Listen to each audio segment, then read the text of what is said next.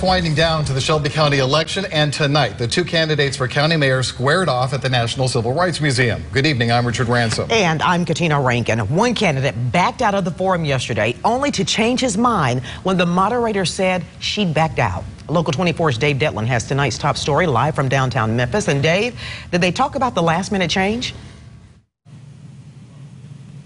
Hey there, Katina and Richard. Well, they certainly did. The candidates, they were quick to address the elephant in the room, which was that moderator change, as well as to why candidate David Lenore flip-flopped on his participation in tonight's forum. As a candidate for county mayor, should you be able to just take the heat? Sure. Shelby County Republican mayoral candidate David Lenore telling media he could field questions from an NAACP debate moderator.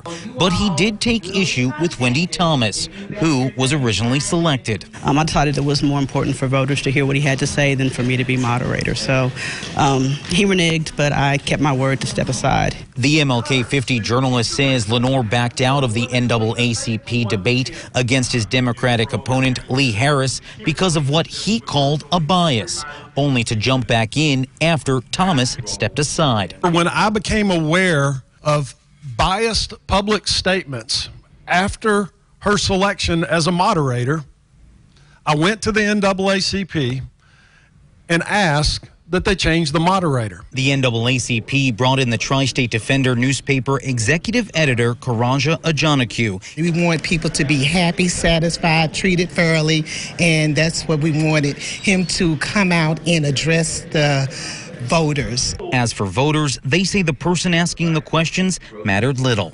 I just wanted it to be a good debate, and that's what it was. It was about who cares and who is really going to be an advocate on my behalf, or not even just my behalf, but the community's behalf.